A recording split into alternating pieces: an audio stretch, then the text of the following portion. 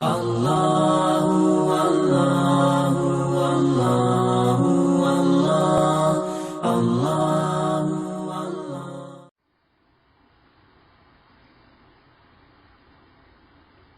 الحمد للہ وکفی وسلام علی عبادہ الذین اصطفی، اما بعد۔ خلفائے راشدین میں چوتھے نمبر پر حضرت علی کرم اللہ وجہہ کا نام آتا ہے۔ حضرت علی رضی اللہ تعالیٰ عنہ نبی علیہ السلام کے چچا ابو طالب کے بیٹے تھے۔ چھوٹی عمر میں 8 سال کی عمر میں ان کو نبی علیہ السلام نے اپنی کفالت میں لے لیا تھا، یعنی نبی علیہ السلام نے ان کو بیٹے کی طرح پالا تھا، تو ان کو نبی علیہ السلام کی صحبت بہت زیادہ نصیب ہوئی۔ ابتدائی اسلام لانے والی شخصیات میں سے ہیں۔ فرماتے تھے کہ قرآن مجید نبی علیہ السلام پر سوموار کے دن نازل ہوا غار حرا میں، اور منگل کے دن میں نے اسلام قبول کر لیا۔ اس کا طریقہ یہ بنا کہ نبی علیہ السلام جب گھر تشریف لائے تو آپ نے خدیجہ الکبریٰ رضی اللہ تعالیٰ عنہ ام المؤمنین پر اسلام کو پیش کیا اور انہوں نے ایمان قبول کر لیا۔ پھر نماز کا وقت ہوا تو نبی علیہ السلام نماز پڑھا رہے تھے اور ام المؤمنین خدیجہ رضی اللہ تعالیٰ عنہ پیچھے نماز پڑھ رہی تھیں۔ حضرت علی رضی اللہ عنہ جو گھر کے بچے تھے، یہ گھر آئے اور حیران ہوئے کہ یہ کیا ہو رہا ہے۔ جب نماز ختم ہوئی تو پوچھا یہ کیا ہے، تو نبی علیہ السلام نے ان کے اوپر اسلام کو پیش کیا کہ میں اللہ کا رسول ہوں اور مجھے حکم ہوا ہے اور میں تمہارے سامنے یہ کلمے کو پیش کرتا ہوں۔ حضرت علی اللہ عنہ نے کہا کہ میں اپنے ابو سے بات کروں گا۔ نبی علیہ السلام نہیں چاہتے تھے کہ یہ اپنے والد سے پوچھیں، ہو سکتا ہے وہ ان کو منع کر دیں تو یہ ایمان سے محروم ہو جائیں گے۔ تو نبی علیہ السلام نے فرمایا کہ دیکھو، تم غور کر لو مگر اپنے ابو سے بات نہ کرنا۔ حضرت علی عنہ فرماتے ہیں کہ میں ساری رات سوچتا رہا اور نبی علیہ السلام کی شفقت، محبت اور صداقت، امانت کے بارے میں دل میں محبت بڑھتی گئی، اور بالآخر میں نے رات میں فیصلہ کر لیا کہ جو آپ نے فرمایا ہے مجھے اس کو قبول کرنا ہے، لہذا اگلے دن جب منگل کا دن آیا تو میں نے اسلام کو قبول کر لیا۔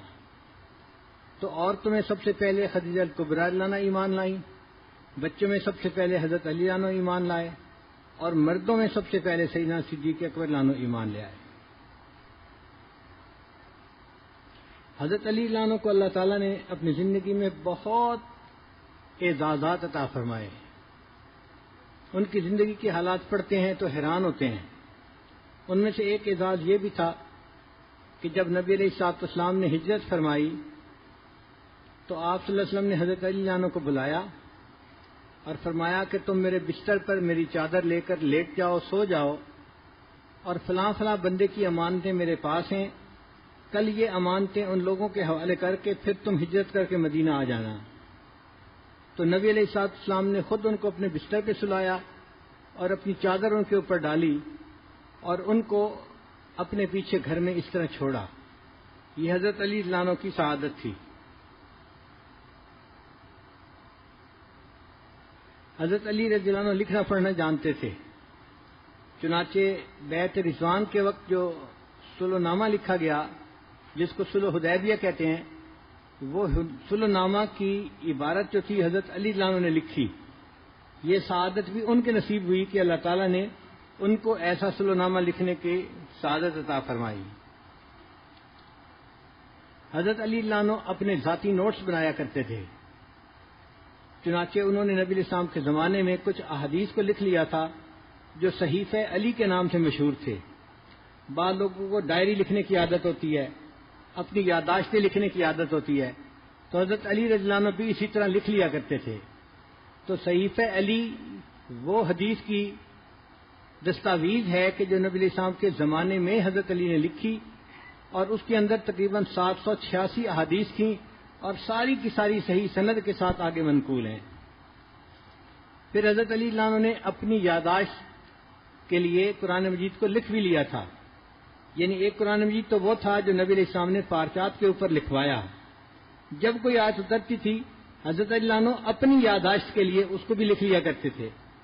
چنانچہ قرآن جمع کرنے سے پہلے حضرت علی عنہ نے ایک ذاتی قرآن پاک لکھ کر نبی علیہ السلام کی خدمت میں پیش کیا تھا. اے اللہ کے وسلم، میں نے اپنی یادداشت کے لیے اس کو لکھ لیا ہے، آپ اس کو ذرا نظر لگا دیجیے.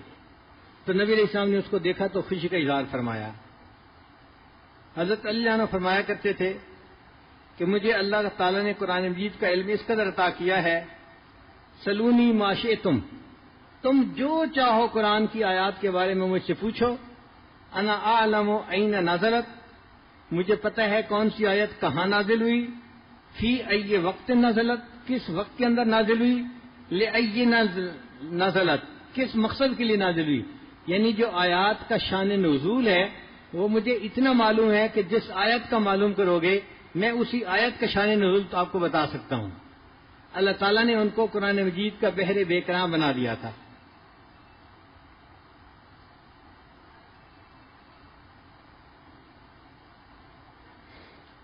نبی علیہ الصلوۃ والسلام نے ان کو یمن کا گورنر، یمن کا قاضی بنا کر بھیجا تھا. حضرت علی عنہ نے عرض کیا، اے اللہ کے وسلم، میری عمر بہت چھوٹی ہے، ابھی تو بالکل ابتدائی جوانی کی عمر ہے. اس جوانی کی عمر میں قاضی بن کے جا رہا ہوں تو میں وہاں جا کے کیا فیصلے کروں گا.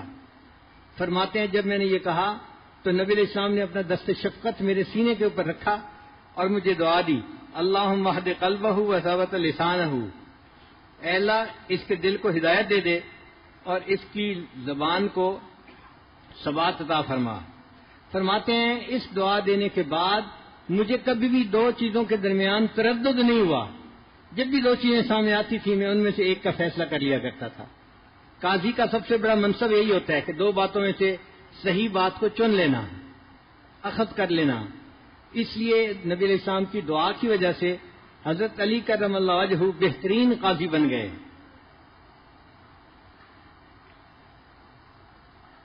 حدیث پاک میں ہے کہ نبی السلام نے ارشاد فرمایا، اقرؤہم بکتاب اللہ ابی بن کعب، کہ ابی بن کعب صحابی جو ہیں وہ قرآن مجید کے پڑھنے میں سب سے اعلیٰ مقام لے گئے. وقضاہم علی، اور قضاء کے معاملے میں حضرت علی عنہ سب سے آگے بڑھ گئے. یعنی حضرت علی عنہ سب سے بہتر قاضی بن گئے اور ابی بن کعب عنہ قرآن مجید کے پڑھنے والے سب سے اچھے بن گئے.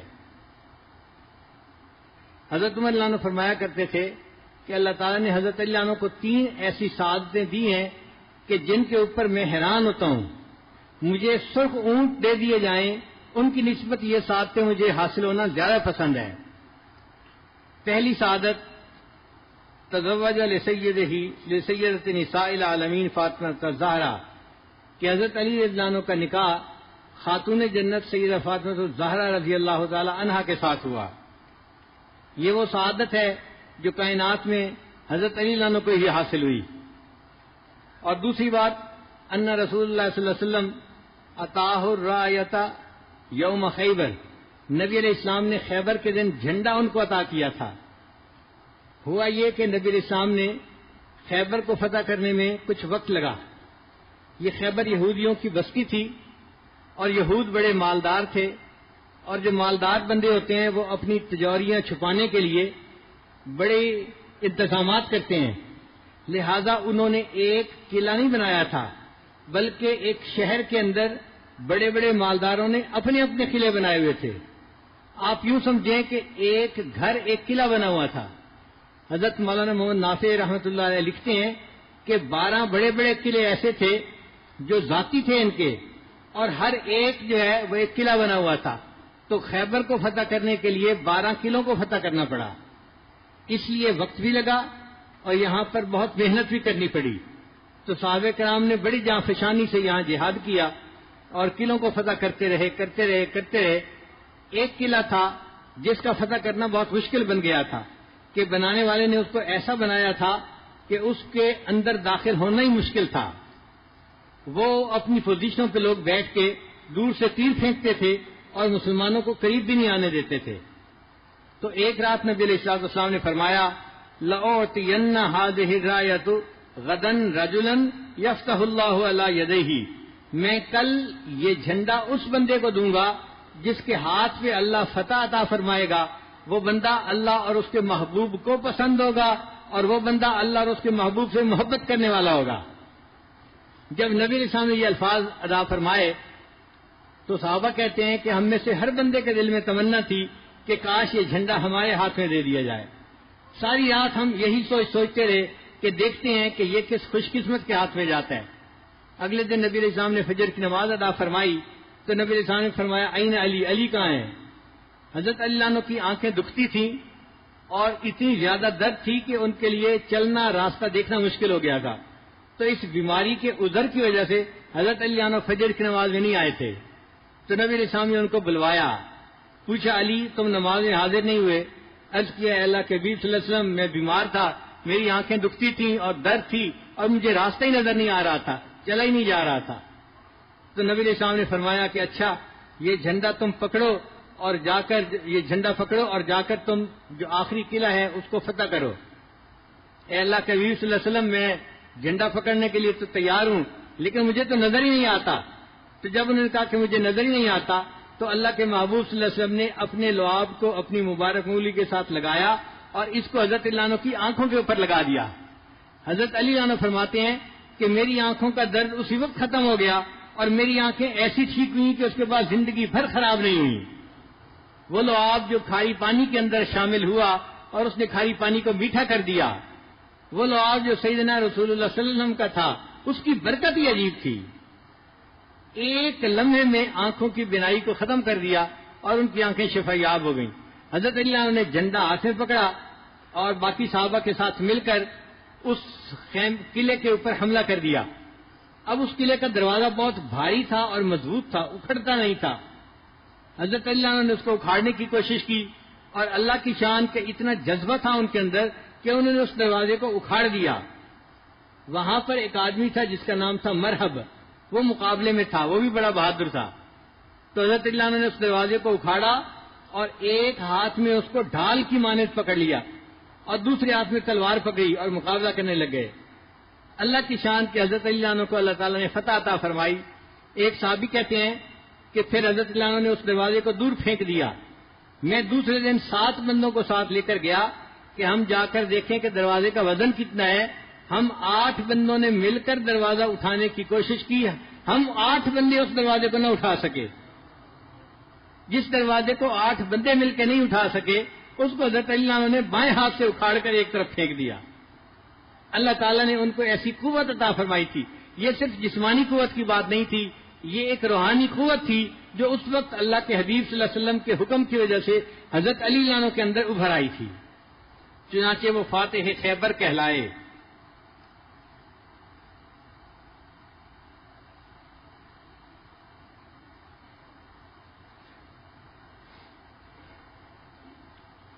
تو پہلی بات کہ سیدہ فاطمہ الزہرا رضی اللہ تعالیٰ عنہ ان کے نکاح میں تھیں، ایک یہ اعزاز، اور دوسرا اعزاز کہ ان کو خیبر کے دن جھنڈا عطا کیا نبی علیہ السلام نے، اور تیسری بات کہ نبی علیہ السلام نے ارشاد فرمایا علی میرے اور تیرے سوا جنبی حالت میں مسجد میں سے گزرنا کسی بندے کے لیے جائز نہیں ہے، کیونکہ ان کے گھر ایسے بنے ہوئے تھے کہ مسجد کے بالکل قریب ان کے گھر تھے، حجرے مسجد کے ساتھ تھے۔ نبی علیہ السلام کے بھی جو حجرات تھے ساتھ مسجد تھی، حضرت علی رضی اللہ عنہ کا جو حجرہ تھا ساتھ مسجد تھی، تو آتے جاتے کئی مرتبہ گزرنا پڑ جاتا تھا۔ تو نبی علیہ السلام نے فرمایا علی میرے اور تیرے سوا کسی جنوبی مسجد بندے کے لیے مسجد میں سے گزرنا جائز نہیں ہے۔ یہ چھوٹ اور رعایت بھی اللہ تعالیٰ نے حضرت علی رضی اللہ عنہ کو عطا فرمائی تھی۔ حضرت علی عنہ کی 2 کنیتیں تھیں، ایک تو آپ کے بڑے صاحبزادے تھے حضرت حسن رضی اللہ تعالیٰ عنہ، تو ان کی وجہ سے آپ کی کنیت تھی ابو الحسن۔ حضرت علی عنہ کے 3 بیٹے تھے، ایک حسن، ایک حسین اور ایک محسن، مگر محسن جو تھے وہ چھوٹی عمر میں فوت ہو گئے تھے، بچپن میں ہی، اس لیے ان کے 2 بیٹے گئے جاتے ہیں، ورنہ حقیقت میں فاطمہ الزہرا رضی اللہ تعالیٰ عنہ کے 3 بیٹے تھے، حسن، حسین اور محسن۔ محسن چونکہ چھوٹے تھے اور فوت ہو گئے اس لیے ان کا کتابوں میں تذکرہ زیادہ نہیں آتا۔ اور 2 صاحبزادیاں تھیں سیدہ فاطمہ الزہرا رضی اللہ عنہ کی، ایک زینب اور ایک ام کلثوم۔ زینب بھی چھوٹی عمر میں فوت ہو گئی تھی اور ام کلثوم جو تھی وہ بڑی ہوئی اور ان کا نکاح حضرت عمر رضی اللہ عنہ کے ساتھ ہوا تھا۔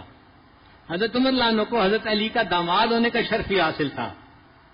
ایک طرف وہ نبی اسلام کے سسر بھی تھے اور دوسری طرف وہ حضرت علی عنہ کے داماد بھی تھے. یہ رشتہ داریاں لوگ بیان نہیں کرتے کہ آپس میں کتنے قریب تھے یہ لوگ. تو اہل بیت کے ساتھ حضرت علی عنہ کا دوہرا تعلق تھا. تو ایک ان کی کنیت تھی ابو الحسن اور دوسری ان کی کنیت تھی ابو تراب. تراب کہتے ہیں مٹی کو، ابو تراب مٹی کے باپ. ہوا یہ کہ ایک مرتبہ نبی علیہ السلام سیدہ فاطمہ الزہرا عنہ کو ملنے کے لیے تشریف لائے.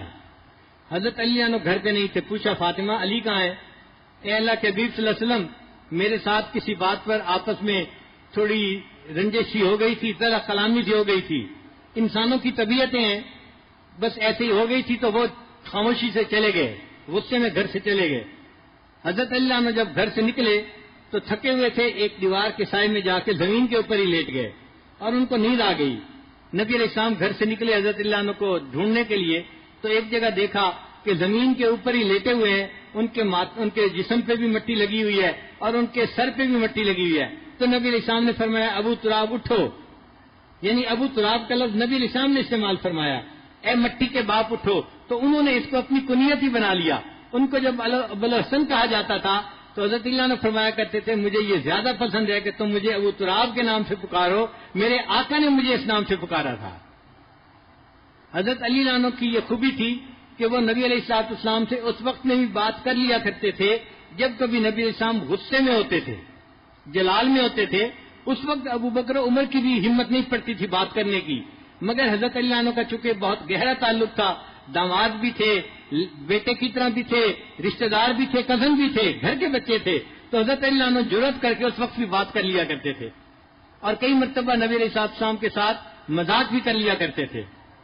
چنانچہ نبی علیہ السلام بھی جب کبھی اچھے جو ہے موڈ میں ہوتے تو مذاق فرما لیا کرتے تھے.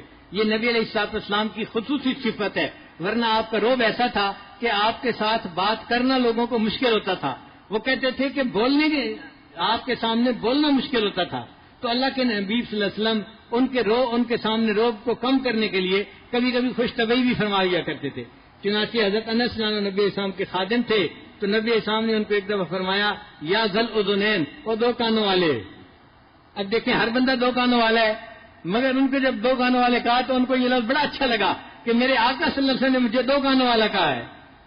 یا ذل اذنین، بات سچ بھی ہوتی تھی مگر بات کے اندر مزاح بھی ہوتا تھا. یہ نبی علیہ السلام کی خصوصیت تھی. چنانچہ ایک مرتبہ ایک بوڑھی عورت نبی علیہ السلام کی خدمت میں حاضر ہوئی، پوچھنے لگی کہ اے اللہ کے نبی صلی اللہ علیہ وسلم کیا میں جنت میں جاؤں گی؟ تو نبی علیہ السلام نے فرمایا جنت میں کوئی بوڑھی عورت داخل نہیں ہوگی. جب نبی علیہ السلام نے یہ فرمایا تو وہ عورت تو بڑی غمزدہ ہوئی اور رونے لگ گئی، روتے روتے حال برا کر لیا. ام المومنین نے دیکھا تو انہوں نے کہا اللہ کے نبی صلی اللہ علیہ وسلم یہ عورت اتنا رو رہی ہے اور آپ فرما رہے ہیں کہ کوئی بوڑھی عورت جنت میں نہیں جائے گی. تو نبی علیہ السلام نے فرمایا میں جو کہہ رہا ہوں سچ کہہ رہا ہوں، یہ بوڑھی عورت جوان بن کر جنت میں جائے گی، بوڑھی داخل نہیں ہوگی. ایک مطلب ایک صحابی نے نبی علیہ السلام سے اونٹ مانگا تو نبی علیہ السلام نے فرمایا میں اونٹ کا بچہ دے سکتا ہوں. وہ بڑا پریشان، مجھے سامان اٹھانے ہے، مجھے تو بھرپور جوان اونٹ چاہیے، اور نبی علیہ السلام فرماتے ہیں میں اونٹ کا بچہ دے سکتا ہوں. وہ کافی دیر منتیں کرتے رہے اے اللہ کے نبی سے مجھے بڑا اونٹ چاہیے، بھرپور اونٹ چاہیے. پھر نبی علیہ السلام نے جب دیکھا کہ کافی دیر ہو گئی تو فرمایا بہن میں تمہیں جو بھی بڑا اونٹ ہوگا وہ بھی تو کسی اونٹ کا بچہ ہی ہوگا نا. تو اللہ کے حبیب صلی اللہ علیہ وسلم کا مزاح بھی اتنا پیارا ہوتا تھا کہ سچ بھی ہوتا تھا اور دوسرا بندہ اس کو انجوائے بھی کرتا تھا.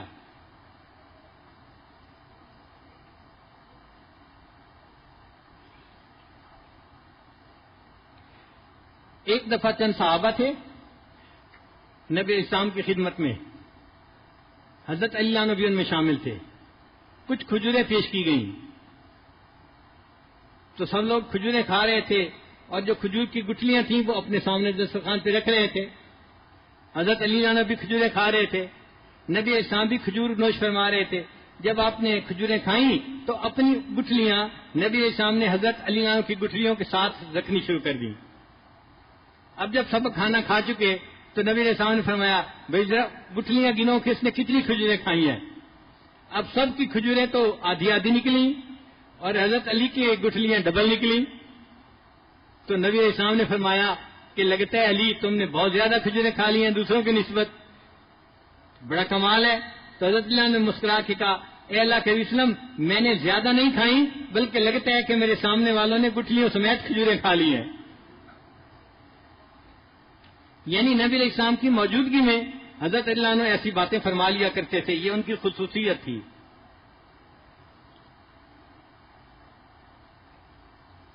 حدیث پاک میں ہے کہ نبی علیہ السلام نے ایک مرتبہ انہیں ارشاد فرمایا کہ علی تم عشرہ مبشرہ میں سے ایک ہو. حضرت علی اللہ عنہ امت کے بے مثال خطیب اور بے مثال مجاہد تھے.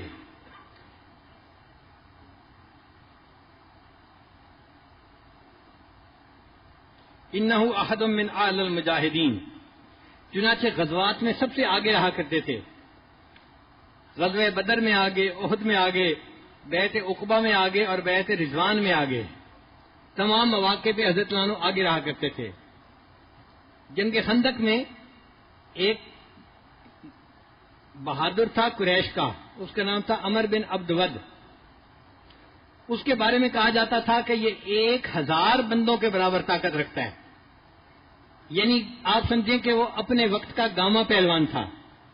اتنا مشہور تھا، اس کے سامنے لوگ آتے ہوئے گھبراتے تھے کہ اس بندے کے پاس تو 1000 بندوں کی طاقت ہے، اس کا کیسے مقابلہ کیا جا سکتا ہے. وہ خندق کو پار تو نہ کر سکا، لیکن خندق کے اندر جو ہے نا اتر گیا اور اس نے مسلمانوں کو للکارنا شروع کر دیا. ہے کوئی تم میں سے جو میرے مقابلے میں آئے؟ میں تو اتنا بہادر ہوں، میں تو اتنا نڈر ہوں. اس نے بڑے اشعار پڑھنے شروع کر دیے. حضرت علی عنہ نے نبی علیہ الصلوۃ والسلام سے پوچھا، اے اللہ کے نبی وسلم مجھے اجازت ہو تو میں اس کے ساتھ مقابلہ کروں؟ نبی علیہ السلام نے کہا تم یہاں میرے پاس بیٹھ جاؤ. کیونکہ نبی علیہ السلام کو پتا تھا نوجوان ہے اور گرم خون ہے تو یہ چل پڑے گا، اور اس اتنے بہادر بندے کے ساتھ مقابلہ کرنا کوئی آسان بات نہیں ہے.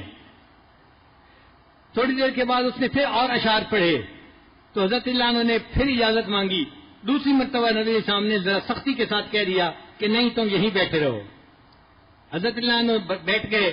اب تیسری مرتبہ اس نے اس مسلمانوں پہ تان کرنا شروع کر دیا. جیسے بندہ کہتے ہیں نا تم میں سے کوئی ہے مرد جو میرے مقابلے میں آئے؟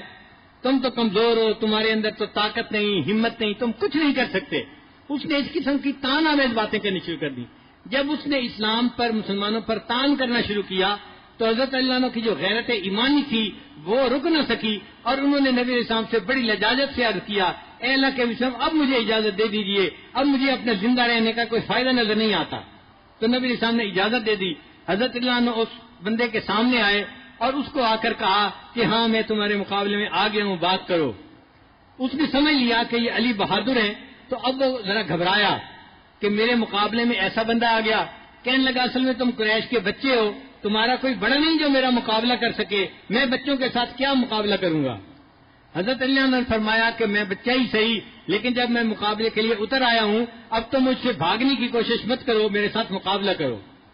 جب یہ کہا تو عمر بن عبد ود نے حضرت علی عنہ کے اوپر تلوار کا وار کیا. اب وہ تلوار کا وار اتنا زور کا تھا کہ حضرت علی عنہ نے خود پہنا ہوا تھا، اس خود کے اندر وہ تلوار لگی اور تلوار اٹک گئی، یعنی ٹوٹ کے اٹک جاتی ہے جیسے اٹک گئی. اب جیسے ہی اس کا ہاتھ ایک جگہ رکا، حضرت علی عنہ کا قد چھوٹا تھا اس بندے کے مقابلے میں، وہ بڑا اونچا لمبا لہیم شہیم آدمی تھا. آپ اس کے سر پہ تو وار نہ کر سکے مگر آپ نے اس کے ایک کندھے کے اوپر اتنا زور کا وار کیا کہ آپ کی تلوار اس کے سینے تک اتر گئی. وہ بندہ وہیں پہ گیا اور جیسے جانور تڑپتے ہوئے مر جاتا ہے وہ بندہ اس طرح تڑپتے ہوئے مر گیا. اللہ تعالیٰ نے حضرت علی عنہ کو ایک اسلام کے اتنے بڑے دشمن کو قتل کرنے کی بھی سعادت عطا فرمائی.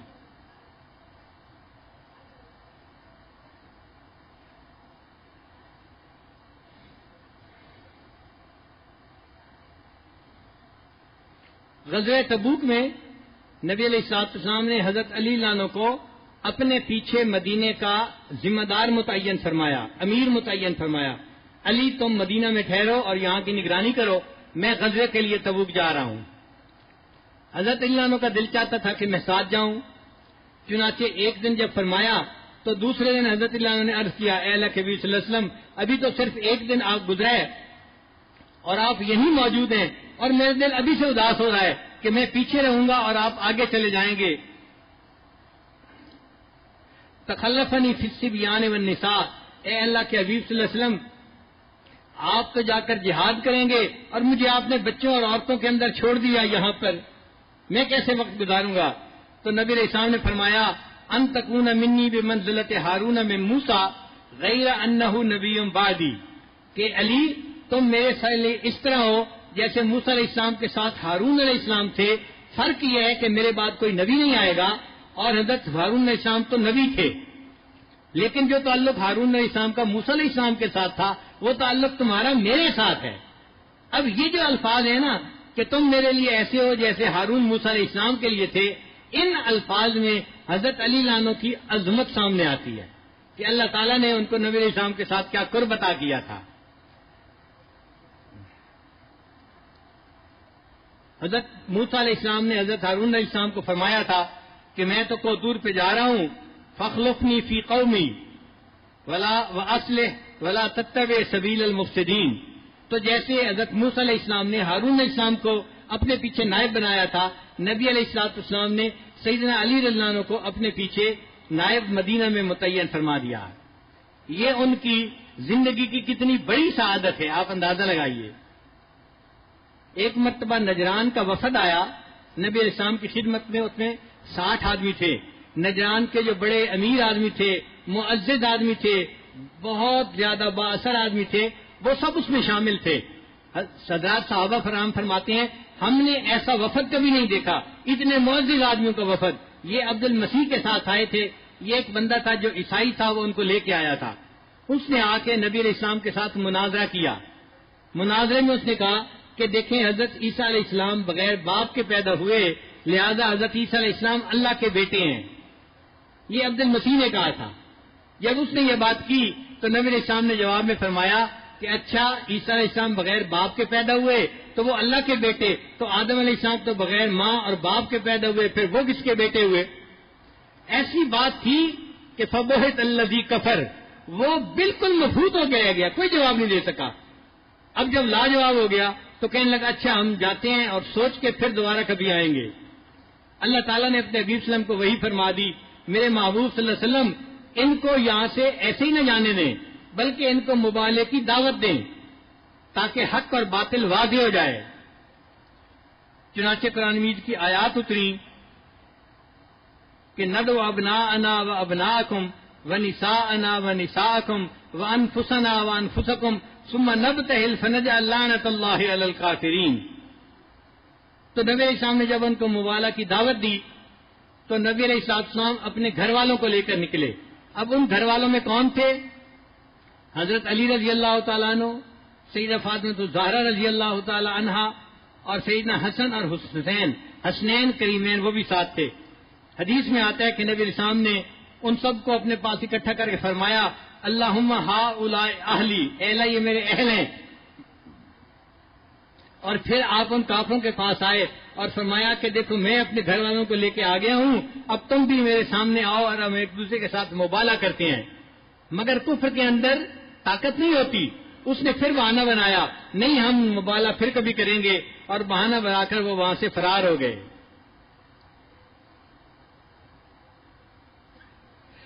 ایک مرتبہ نبی اسلام نے حضرت علی عنہ کو فرمایا علی انت منی و انا منکا، تو مجھ سے ہے اور میں تجھ سے ہوں۔ بتانے کا مقصد یہ تھا کہ میرا اور تیرا رشتہ اتنا گہرا ہے کہ وی آر سیم بلڈ۔ آج کے دور میں کہتے ہیں وی آر سیم بلڈ، ہم ایک خون ہیں۔ تو یہ نبی علیہ السلام فرمانا چاہتے تھے انت منی و انا منکا، میں تجھ سے ہوں تو مجھ سے ہے، یعنی ایک درخت ہے اور اس کی دو شاخیں ہیں، وہ دونوں شاخیں ایک دوسرے کے ساتھ ایک ہوتی ہیں۔ تو نبی علیہ السلام نے اس طرح دیا، ان کو مثال دی کہ چونکہ دونوں کا رشتہ بہت قریب کا تھا، چچا زاد بھائی تھے، علی میرا اور تیرا رشتہ اتنا قریب کا رشتہ ہے۔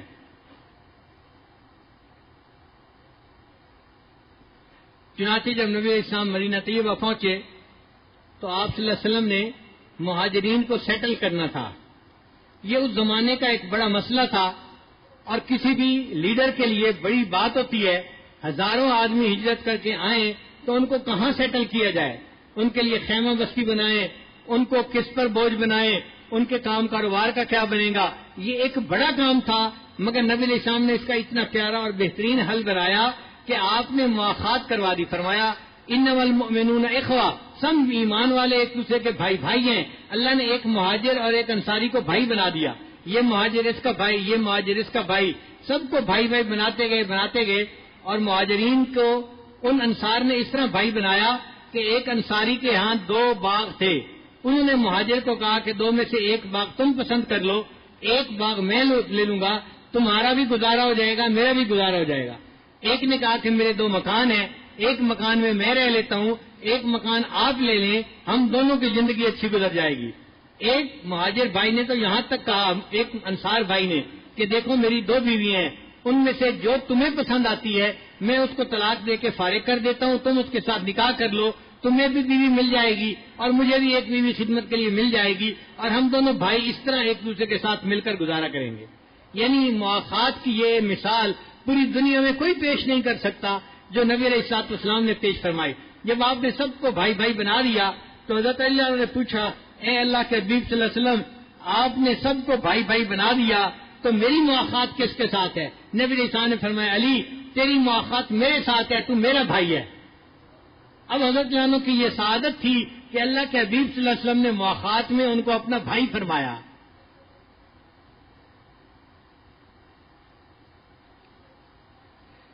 پھر نبی علیہ السلام نے فرمایا، انت اخی فی الدنیا والآخرہ، علی تو دنیا اور آخرت میں میرا بھائی ہے. ایک حدیث میں نبی علیہ السلام نے فرمایا، لا یحبنی الا مومن ولا یبغضنی الا منافق. علی تجھ سے محبت نہیں کر سکتا مگر وہی جو مومن ہوگا، اور تجھ سے وہی بندہ بغض رکھے گا جو منافق ہوگا. صحابہ کرام کہتے ہیں کہ نبی علیہ السلام کی اس حدیث کی وجہ سے ہم دیکھا کرتے تھے جس بندے کے دل میں حضرت علی کی محبت ہوا کرتی تھی ہم اسے مومن سمجھتے تھے، جس کے دل میں اعتراض ہوتے تھے ہم اس کو منافق سمجھا کرتے تھے. الحمدللہ آج اہل سنت والجماعت کے جتنے حضرات ہیں سب حضرت علی عنہ سے بے پناہ محبت کرتے ہیں. خلفائے راشدین چاروں حضرات سے بے پناہ محبت کرتے ہیں.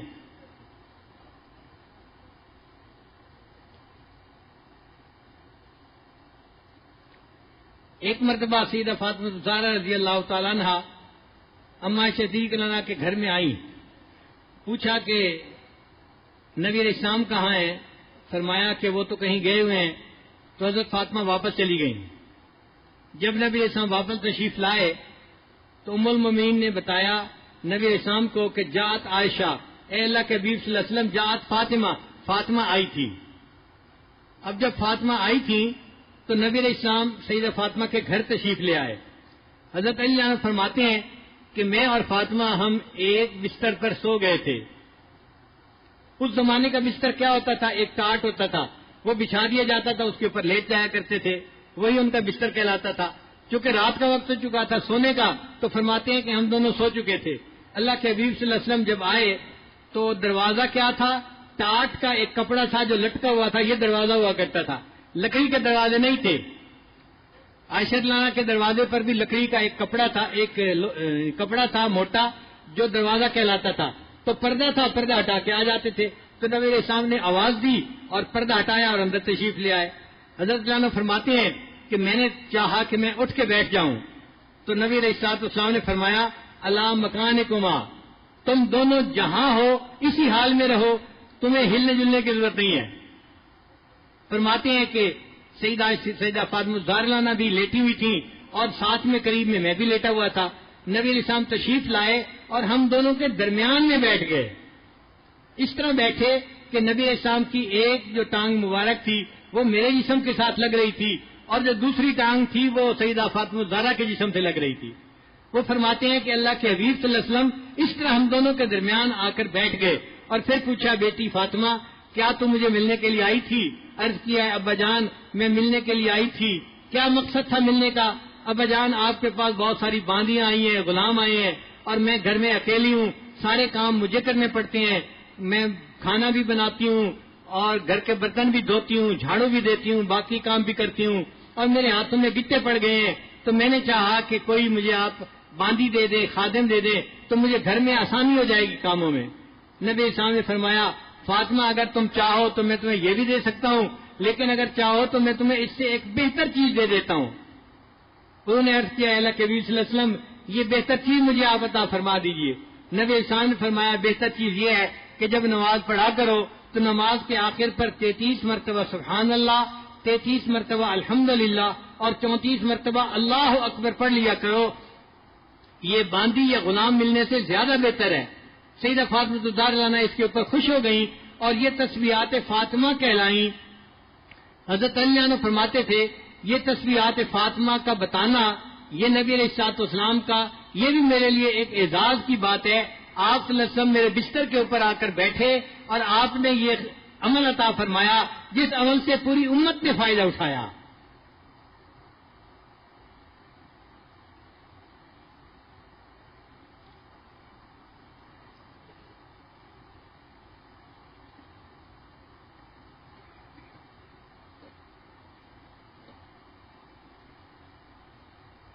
نبی علیہ الصلوۃ والسلام نے 10 ہجری میں حج فرمایا، 9 ہجری میں فرض ہوا تھا، اور پہلے سال نبی علیہ السلام نے حضرت ابوبکر صدیق کو رضی اللہ عنہ کو امیر حج بنا کر بھیجا تھا اور انہوں نے حج فرمایا تھا۔ پھر اگلے سال نبی علیہ السلام خود امیر حج بن کر تشریف لائے، اس کو حجۃ الوداع کہتے ہیں۔ تو حجۃ الوداع میں صحابہ کرام نبی علیہ السلام کے ساتھ مدینہ سے مکہ آئے تھے۔ حضرت علی عنہ اس وقت یمن میں تھے، وہ یمن سے ایک جماعت لے کر مکہ مکرمہ پہنچے اور وہاں ان کی نبی علیہ السلام سے ملاقات ہوئی۔ نبی علیہ السلام نے ان سے پوچھا بما احللتا، علی تم نے کون سا احرام باندھا ہوا ہے؟ حج 3 طرح کے ہوتے ہیں، حج افراد، حج قران اور حج تمتع۔ تو نبی علیہ السلام پوچھنا چاہتے تھے کہ تم نے کس حج کی نیت کی ہے؟ تو حضرت علی عنہ کو تو پتہ نہیں تھا کہ نبی علیہ السلام نے کس حج کی نیت کی ہے۔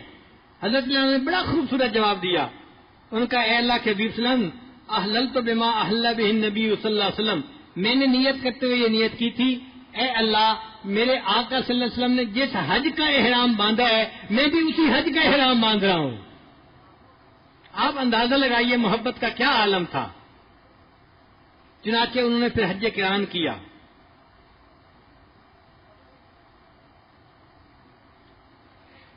پھر نبی علیہ الصلوۃ والسلام کے پاس قربانی کے جانور تھے، اس کو ہدی کہتے ہیں، تو حضرت علی عنہ بھی لے آئے۔ نبی علیہ السلام نے پوچھا کہ کیا تم اپنے ساتھ قربانی کا جانور لائے ہو؟ تو حضرت علی عنہ نے جواب دیا اے اللہ کے نبی صلی اللہ علیہ وسلم میں اپنے لیے بھی جانور لایا ہوں قربانی کے لیے، اور آپ کی قربانی کے لیے بھی میں اپنے ساتھ جانور لے کے آیا ہوں۔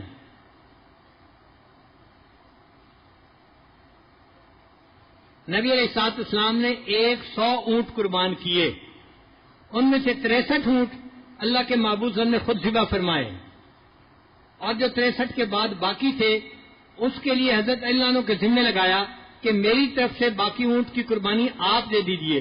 تو یہ سعادت بھی حضرت علی عنہ کو ملی کہ نبی علیہ السلام کے اونٹ انہوں نے اپنے ہاتھ سے قربان کیے۔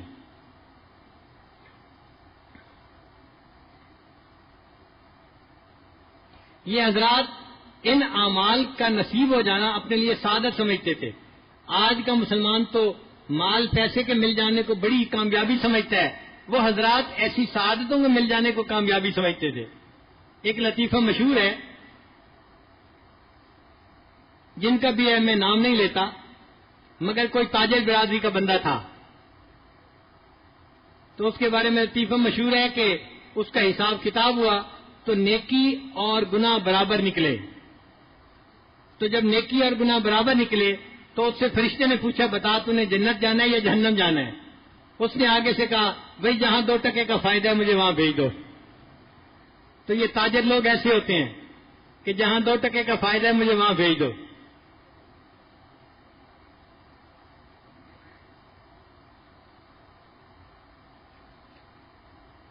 جب حجۃ الوداع کے بعد نبی علیہ السلام واپس مدینہ تشریف لانے لگے تو مکہ اور مدینہ کے درمیان ایک جگہ پر تالاب تھا، تالاب کو عربی میں غدیر کہتے ہیں۔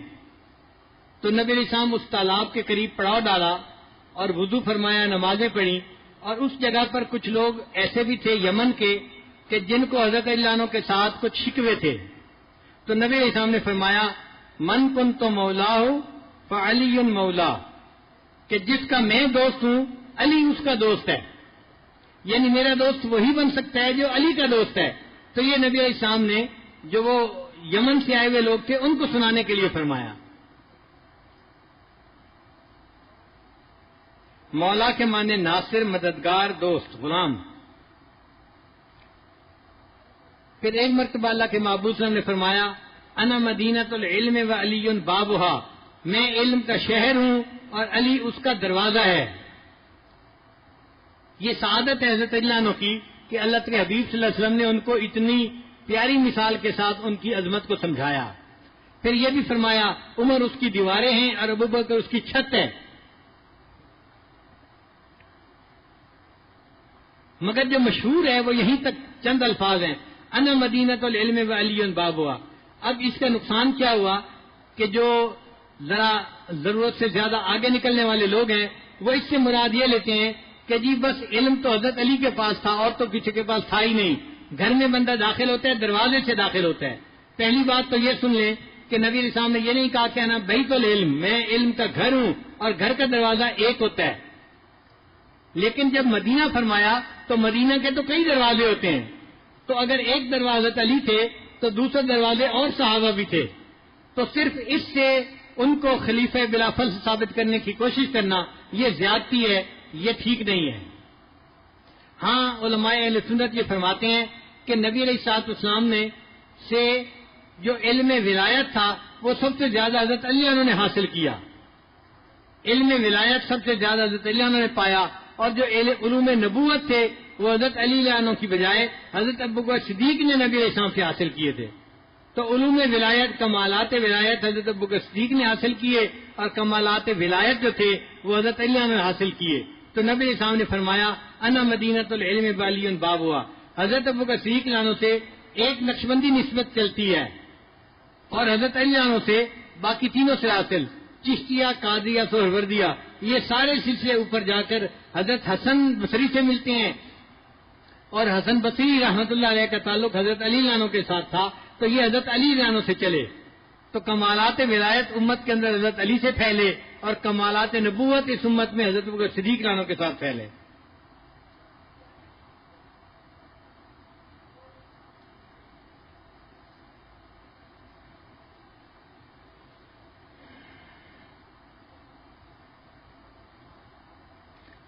حضرت علی عنہ کو اللہ تعالیٰ نے بہت ذہانت عطا فرمائی تھی. خاص طور پر آپ کے جو فیصلے ہوا کرتے تھے وہ بہت زیادہ جامع اور مدلل ہوتے تھے. حضرت عمر رضی اللہ عنہ بھی آپ کے فیصلوں کا بڑا احترام فرمایا کرتے تھے. ایک مرتبہ ایک عورت کے اوپر زنا کا الزام تھا. حضرت عمر رضی اللہ عنہ نے صحابہ کو حکم دے دیا اس کو لے جائیں اور اس کو جا کر رجم کر دیں، سنسار کر دیں. تو صحابہ اس کو لے کے جا رہے تھے، ادھر سے حضرت علی عنہ آ گئے. انہوں نے اس عورت سے پوچھا کہ کیا ہے. اس نے بتایا کہ مجھ سے یہ گناہ ہوا ہے اور مجھے سنسار کرنے کے لیے لے کے جا رہے ہیں.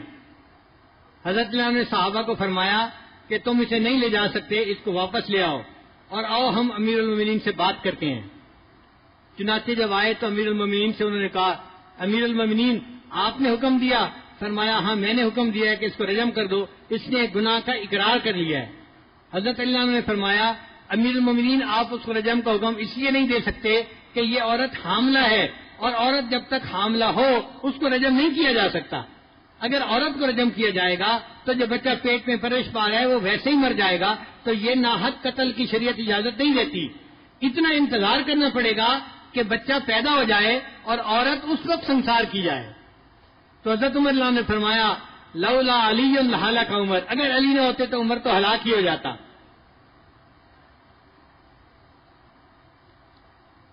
تو حضرت علی عنہ عدالت کے معاملے میں، قضاء کے معاملے میں سب صحابہ سے بلند درجہ رکھتے تھے.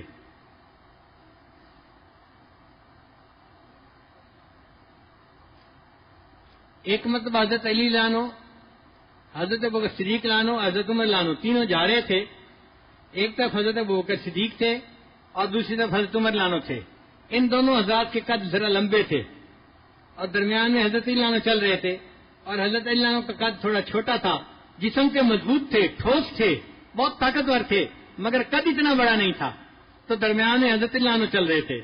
حضرت علی عنہ کو مذاق سوجا، انہوں نے مذاق کیا کہ دیکھو ہم تینوں چل رہے ہیں تو جس طرح لنا کا لفظ ہوتا ہے نا کہ دونوں طرف اونچا ہوتا ہے، ایک طرف لام اور ایک طرف الف، اور درمیان میں چھوٹا نون ہوتا ہے. علی تم نون کی طرح ہو، ہم دونوں لام اور الف کی مانند ہے، ہم تینوں لنا بن کے چل رہے ہیں. حضرت علی نے فوراً جواب دیا ہاں اگر لنا کے لفظ سے نون کو نکال دیا جائے تو باقی لا رہ جاتا ہے. تو مجھے اگر تم 3 میں سے نکال دیا جائے میرے بغیر تم بھی لاکھ ہی مانے دو. تو اللہ تعالیٰ نے ان کو بہت لعنت عطا فرمائی تھی. ایک مرتبہ سیدہ فاطمہ زہرا عنہا کے پاس تشریف فرما تھے. حضرت علی عنہ کو طبیعت کے اندر خوش طبعی آئی تو حضرت علی عنہ نے شعر بنایا ان النساء شیاطین خلقن لنا کہ یہ عورتیں شیاطین ہیں اور ان کو ہمارے لیے پیدا کر دیا گیا ہے. چونکہ نبی علیہ السلام نے فرمایا النساء حبائل الشیاطین عورتیں شیطان کی رسیاں ہیں. شیطان ان رسیوں سے دوسرے بندے کو ٹیپ کر کے اپنی طرف کھینچتا ہے. انہوں نے اس میں شعر بنایا ان النساء شیاطین خلقن لنا نعوذ باللہ من شر الشیاطین ہم اللہ کی پناہ مانگتے ہیں ان شیاطین کے شر سے. اب وہ بھی خاتون جنت تھی. اللہ تعالیٰ نے بھی ان کو علم عرفان عطا فرمایا تھا. انہوں نے فوراً اس شعر کو بدل کے یوں پڑھا ان النساء ریاحین خلقن لکم کہ یہ عورتیں خوشبوئیں ہیں ان کو اللہ نے تمہارے لیے پیدا کیا ہے. وکلکم تشتہی شم الریاحین اور ہر بندہ تم میں سے ان خوشبوؤں کو سونگنے کے لیے ترستا پھرتا ہے. تو حضرت اللہ نے مسکرا پڑے فاطمہ تم نے میرا اچھا جواب دے دیا.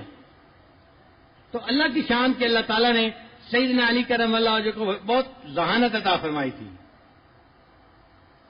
چنانچہ ایک مرتبہ ایک مقدمہ لایا گیا اور وہ مقدمہ بھی عجیب تھا. 2 بندے تھے مسافر تھے سفر پہ چل رہے تھے. کھانے کا وقت ہوا تو ایک نے اپنی 5 روٹیاں نکالی اور دوسرے بندے نے اپنی 8 روٹیاں نکالی اور مل کے کھانے لگے. ایک تیسرا آدمی بھی شامل ہو گیا. سب نے کھانا کھایا. کھانا کھانے کے بعد جو تیسرا بندہ تھا اس نے 8 دینار دیے روٹیوں کے بدلے میں. اب جس کی 5 روٹیاں تھیں وہ کہتا تھا کہ 5 دینار میں لیتا ہوں اور جس کی 3 روٹیاں ہیں وہ 3 دینار لے لے. مگر 3 دینار والا جھگڑا کر رہا تھا نہیں مجھے زیادہ چاہیے. اب یہ مقدمہ حضرت عنہ کے پاس آیا. حضرت عنہ نے اس 3 والے کو فرمایا بھائی یہ تمہیں 3 دینار دے رہے ہیں تم لے لو تمہارا اس میں فائدہ ہے. اس نے کہا نہیں جی نہیں مجھے تو عدل انصاف چاہیے اپنا حصہ چاہیے. جب اس نے زیادہ کہا تو حضرت عنہ نے فرمایا پھر میں جو انصاف کروں گا تم اس کو قبول کرو گے؟ جی میں قبول کروں گا. حضرت نے فرمایا اچھا جس کی 5 روٹیاں تھیں اس کو 7 دینار دے دیے جائیں اور جس کی 3 روٹیاں تھیں اس کو 1 دینار دیا جائے. اب وہ بڑے حیران حضرت آپ نے یہ فیصلہ کیسے کیا؟ فرمایا فیصلہ قبول ہے تمہیں؟ اس نے کہا جی مجھے قبول ہے. فرمایا ہاں میں تمہیں لاجک بتا دیتا ہوں. لاجک یہ ہے ایک کے پاس 5 روٹیاں تھیں ایک کے پاس 3 روٹیاں تھیں. اب اس کو 3 بندوں نے برابر برابر کھایا. ہم یہی گمان کر سکتے ہیں کہ تینوں نے برابر کھایا ہوگا اور اس کا کوئی طریقہ نہیں. تو کس نے کتنا کھایا؟ ہم یہ کہہ سکتے ہیں کہ 8 روٹیاں بنی اور 3 بندے تھے تو 24 ٹکڑے بنے تو ہر ایک نے 8 ٹکڑے کھائے. اب جس کی 3 روٹیاں تھیں اس کے 9 ٹکڑے بنتے ہیں اور اس نے 8 ٹکڑے تو اپنے کھائے اور 1 ٹکڑا فالتو دوسرے بندے نے کھایا. اور جس کی 5 روٹیاں تھیں اس کے 15 ٹکڑے بنے. 5 تیے 15 اس میں سے 8 اس نے کھائے اور 7 ٹکڑے دوسرے نے کھائے. لہذا میں نے فیصلہ یہ کیا کہ 7 دینار اس کو دے دیے جائیں اور 1 دینار اس کو دے دیا جائے.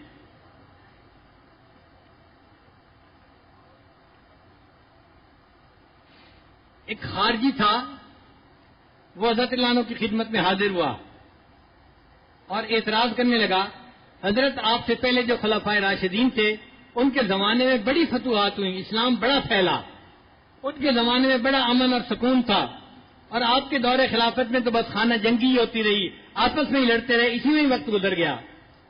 حضرت عنہ نے اس کی بات سنی اور فرمایا کہ دیکھو جو مجھ سے پہلے خلفائے راشدین گزرے ان کے مشیر ہم تھے اور ہمارے مشیر تم ہو اس لیے ان کے زمانے میں فتوحات ہوئی اور ہمارے زمانے میں خاطر جنگی میں ہی وقت گزر گیا. ایسا جواب دیا کہ وہ بندہ منہ لٹکا کے چلا گیا.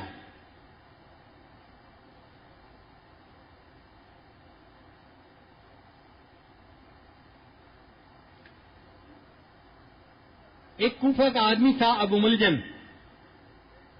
وہ کسی عورت پر عاشق تھا اور چاہتا تھا کہ اس کے ساتھ نکاح کرے شادی کرے. اس نے عورت کو رشتہ پیش کیا. عورت نے کہا کہ میری 3 باتیں ہیں 2 باتیں ہیں ان کو پورا کر دو تو میں نکاح کر لوں گی. کون سی 2 باتیں؟ اس نے کہا ایک بات تو یہ کہ 3000 مہر ہوگا نکاح کا. اس نے کہا ٹھیک قبول ہے مجھے. اس نے کہا دوسری بات یہ کہ میرے قبیلے کے لوگوں نے لوگوں کو حضرت علی عنہ نے بہت قتل کروایا ہے. یعنی جنگ ہوئی تھی آپس میں حضرت علی عنہ کے سامنے، تو حضرت علی عنہ کی فوج نے ان کے لوگوں کو خوب مارا تھا. کہنے لگی کہ اس کا میرے دل میں بڑا غصہ ہے اور میں چاہتی ہوں کہ تم حضرت علی کو شہید کرو. اس بدبخت نے اس شرط کو بھی قبول کر لیا. چنانچہ اس کے لیے اس نے ایک خنجر کو زہر میں بھگویا تاکہ اس خنجر کا وار لگے تو خنجر کے وار سے بندہ اگرچہ نہ بھی مرے، زہر کے اثر سے وہ مر جائے. محرم کی 17 رمضان مبارک کی 17 کی صبح تھی. وہ ایک جگہ چھپ کر بیٹھ گیا. حضرت علی عنہ اپنے گھر سے مسجد میں جانے کے لیے نکلے. حضرت علی عنہ مسجد میں جاتے تھے تو الصلاۃ الصلاۃ کہہ کے لوگوں کو جگایا بھی کرتے تھے. حضرت علی عنہ جا رہے تھے، اندھیرا اندھیرا تھا، اول وقت میں نماز پڑھی جاتی تھی. وہ ایک جگہ چھپا بیٹھا تھا. اس نے اچانک خنجر کا وار کیا، حضرت علی عنہ کو زخم لگا اور حضرت علی عنہ گر گئے. لوگ آ گئے تو انہوں نے ابو ملجم کو پکڑ بھی لیا. حضرت علی عنہ کو پتہ چل گیا کہ اس بندے نے مجھے یہ زخم لگایا ہے. پھر اس زخم کے وہ جو زہر کے اثرات تھے ان کی وجہ سے حضرت علی رضی اللہ تعالیٰ عنہ 2 دن کے بعد شہید ہو گئے. تو 20 رمضان کو حضرت علی عنہ کی شہادت ہوئی. اس طرح علم کا یہ اتنا بڑا سورج جو تھا وہ اس دار فانی سے جو ہے غروب ہو گیا اور امت کے اتنے بڑے بطل جلیل سے ہم محروم ہو گئے. اللہ تعالیٰ ان کی حسنات کو اور قبول فرمائے اور ان کی امیدوں سے بڑھ کر ان کو اجر اور بدلہ عطا فرمائے، اور ہمیں اللہ تعالیٰ ان کی سچی محبت عطا فرمائے اور ان کے نقش قدم پر زندگی گزارنے کی توفیق عطا فرمائے. کسی شاعر نے کیا اچھا کہا ہے، تیرا حال سب کو سنانا پڑے گا، تیرا حال سب کو سنانا پڑے گا، زمانے کو پھر سے جگانا پڑے گا. گرایا تھا جس نعرے سے تو نے خیبر، وہی نعرہ پھر اب لگانا پڑے گا. بہت مار کھائی ہے غیروں سے ہم نے، تیری راہ پہ خود کو لانا پڑے گا. جسے رکھ دیا ہم نے مشکل سمجھ کر، وہی بھاری پتھر اٹھانا پڑے گا. تیرے جیسی عزت اگر مانگتے ہیں، شجاعت کا پرچم اٹھانا پڑے گا. کھڑے ہو کے ہر وادی پر خطر میں، حوادث سے خود مسکرانا پڑے گا. مٹانا پڑے گا سبھی نفرتوں کو، چراغ محبت جلانا پڑے گا. تیری جیسی عظمت اگر چاہتے ہیں تو وہ سیدھا خیموں میں جانا پڑے گا. نظر کو تیری بارگاہ ادب میں جھکانا پڑے گا، جھکانا پڑے گا. اللہ تعالی ہمیں سیدنا علی کرم اللہ وجہہ کی ذات بابرکات سے بہترین فیض عطا فرمائے اور علوم معرفت جو ان کو اللہ نے عطا کیے تھے ان میں سے کوئی حصہ اللہ ہمیں بھی نصیب فرمائے. وآخر دعوانا ان الحمد للہ رب العالمین.